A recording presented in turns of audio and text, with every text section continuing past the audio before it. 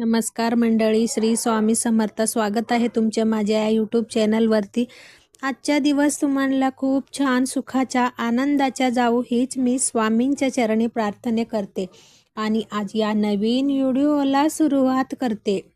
आदित्य राणूबाई, तुमची कहाणी ऐका. आज है पौष महिन्यातली रविवार, सूर्यनारायण व्रत करण्याचे दिवस. हे व्रत करत असताना आपल्याला आदित्य राणूबाईची कथा सुद्धा वाचावी लागतो किंवा ऐकावी लागतो आणि ती कोणाला तरी सांगावी सुद्धा लागतो. तर आजच्या व्हिडिओमध्ये मी तुम्हाला आदित्य राणूबाईच्या कथा सांगणार आहे. तर तुम्ही देखील श्रवण करा किंवा तुम्ही देखील वाचन करू शकता. आटपाट नगरात एक ब्राह्मण राहत होत्या. त्या रोज समुद्रकिनारे फुलं दुर्व वेळेस दारानात जात असे. तिथे नागकन्या देवकन्या वसवसात होत्या. ब्राह्मणांनी त्यांना विचारले, कशाला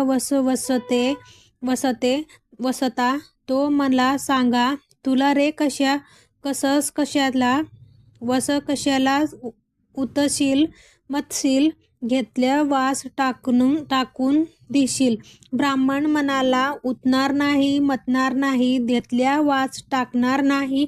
तेव्हा त्या म्हणाल्या, श्रावण मासी पहिला आयतवारी या बोलता उठणं शौचरल वस्त्राच्या स्नान करून अगोदर पाणी आणावे. विड्याच्या पानावर रक्त चंदनाच्या आदित्य राणूबाई काढावी. 6 रोगाच्या मंडळ करावे. 6 सातच्या तातू करावे. त्या 6 गाठी घ्यावेत. पान फुलं हवे. पूजा करावे. पानाच्या विडा, फुलांचे झोळ, दशगंच धूप, गुळ खोबऱ्याच्या नैवेद्य दाखवावे. 6 मास चाळावी. 6 मास पाळावी. मागी रथसप्तमी संपूर्ण करावे. संपूर्ण गुळाच्या पोळ्या, भरणाची खीर, लोणकडा तूप असावे. मेऊड जेवू संगाव असावे. असेल तर चिरगोळी घ्यावी, नसेल तर जोड गळसर घ्यावी. तेही नसेल तर पैसे दक्षिणा द्यावी आणि आपल्या वसाच्या उद्यापन करावी. असं वस ब्राह्मणाने केलं आणि त्यांना सूर्यनारायण प्रसन्न झालं. भाग्यलक्ष्मी आली तेव्हा राजाच्या राणीने ब्राह्मणास बोलवला पाठवला. ब्राह्मण खूप घाबरल्या, थरथर कापू लागल्या. जेव्हा राणी म्हणाली, घाबरू नका, कापू नका, तुमची मुली आमच्या इथे द्या. आमची गरिबाच्या मुली तुमच्या घरी कसे द्यावेत? दासी कराल, बुटीक करेल. राणी म्हणाली, बुटीक करिता राणी राजाची राणी करू, प्रधानाची राणी करू. मागेश्वराच्या महिन्यात ब्राह्मणाने लग्न करून मुली दिल्या. एका राजाची घरी दिल्या आणि एक प्रधानाच्या घरी दिल्या. पण गेल्या पावली मुलींचे समाचार देखील घेतल्या नाही. बरा वर्षांनी समाचाराच्या ब्राह्मण निघाल्या. राजाच्या घरी लेकीच्या घरी निघाले. वसावेस पाट दिल्या, बसायला पाट दिल्या, पाय धुवायला पाणी दिल्या. म्हणाले, बाबा गुळ खा, पाणी प्या. ब्राह्मण म्हणाला, गुळ खात नाही, पाणी पित नाही. आधी माझी कहाणी करायची आहे, ती तू ऐकू. तुमची कहाणी ऐकायला मला वेळ नाही. राजा परदीला जाणार आहे. त्यांना त्या जेवणाचा उशीर होईल. त्यांना मनात राग आला आणि तेच रागात मनात धरून ते ब्राह्मण तिथून निघाल्या आणि प्रधानाच्या घरी आल्या. वडिलांनी पाहिलाच लेकीने बसायला पाट दिल्या आणि पाय धुवायला पाणी दिल्या. पाणी दिल्या. गुळ खात नाही, पाणी पित नाही. माझी कहाणी ऐकायची आहे तर तू अगोदर ऐकू तुमची कहाणी, नको ऐकू तर कोणाची ऐकू. ती घरची गेली उतरंडीची, 6 मोती आणाली तिने आपण आपण घेतली 3. वडिलांच्या हातात दिली. वडिलांना सांगितलेली कहाणी तिने मन लावून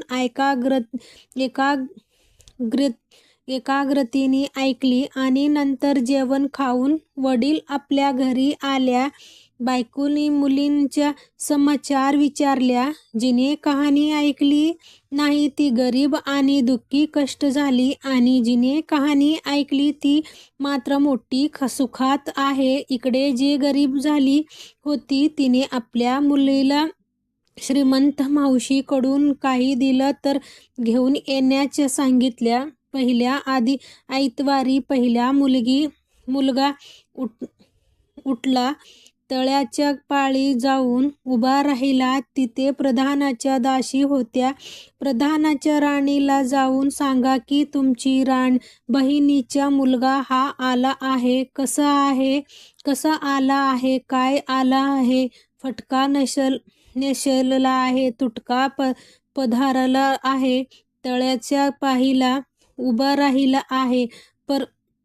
परसदारांनी घेऊन या. परसदारांनी घेऊन आल्या. नाहू घातल्या, पितांबरी नेसायला दिल्या, जेऊ खाऊ घातल्या. कवळा पोखरून होऊन माहेरी भरून वा सांभाळून घरी जाण्याच्या सांगितल्या. वाटेने जात असताना सूर्यनारायण मावळ्याच्या रूपाने आल्या व हातातली कवळ्या काढून नेल्या. घरी जाताना आईने विचारल्या, मावशीने काय दिली? दैवाने दिली, पण कर्माने नेल्या. कर्माचं फळ पुढे उभं राहिलं. मावशीने दिली, पण ते सर्व गेलं. दुसऱ्या आईतवारी दुसरी मुलगा गेला. प्रधानाच्या राणीचे त्यांनी त्याला घरी नेल्या. नाऊ माकू घातल्या, नेसायला पितांबरी दिल्या, जेऊ खाऊ घातल्या, काठी भरून हेन माहेरला भरून दिल्या व न विसरता सांभाळून घरी येण्याची सांगितली. वाट सूर्यनारायण गुरखाच्या रूपाने आल्या व काठी काढून घेतल्या. घरी गेल्या. घडलेली गोष्ट राणीने सांगितली. दैवाने दिली, पण कर्माने नेल्या. तिसऱ्या आईतवारी तिसरा मुलगा गेला. तळ्याच्या पाळी उभा राहिला. त्यालाही पहिल्यासारखा प्रधानाच्या घरी घेऊन त्यांनी योग्य आदर सत्कार केला व नारळ रूप होऊन माहेरी भरून दिल्या व सांभाळून घरी न्यायला सांगितला. घरी जाताना विहिरीच्या काठी नारळ ठेवून पाणी प्यायला विहिरीत उतरला. तेच नारळ गडगडात विहिरीत पडला. घरी जाऊन आईने म्हणाली, आई ग, मावशीने दिली, पण देवाने ते सर्व बुडालं. चौथा आईतवारी चौथा मुलगा गेला. तळ्याच्या पाळी उभा राहिला. त्यालाही पहिल्यासारखा राणीने घरी नेला.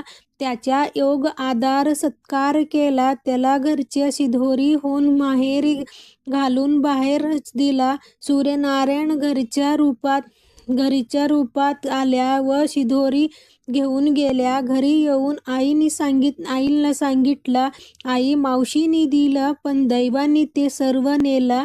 पाचव्या आईतवारी आपण उठली. तळ्याच्या काठी उभा राहिली. दासीने तिच्या निरक्तीय बहिणीला सांगितल्या. बहिणीला तिलाही परसदाराने घरी नेल्या. नेहूमुख घातल्या, साडी चोळी नेसायला दिल्या. प्रधानाच्या राणी आईतवारी कहाणी करू लागली. काय वसा करतेस ते मला सांग. बहीण म्हणाली, वडिलांची कहाणी ऐकली नाहीस म्हणून तुला दारिद्र्य आलं. राजाच्या राणीने यावर उपाय विचारला तेव्हा तिने वसा सांगितला. ती बहिणीची घरी राहिली. श्रावणात सांगितल्याप्रमाणे सूर्यनारायणाची पूजा केली. इकडे राजाला भाग्य आला. राजाचे छत्र समोर देऊन बोलवण केला. राजा येताच ती घरी जायला निघाली. एकमेकांनी बहिणी बहिणी आहेर केल्या. निघाली वाटाने निघाली. पहिला समजली स्वयंपाक केल्या. राजाला वाढली, मुलांना वाढली. आपण पान वाढून घेतली. तेच कहाणीची आठवण झाली. इकरा केल्या. डोंगर पिटला. कोणी उपाशी आहे का शोधण्यास सांगितली. आणि कोणी उपाशी नव्हेत. वाटेने ऐका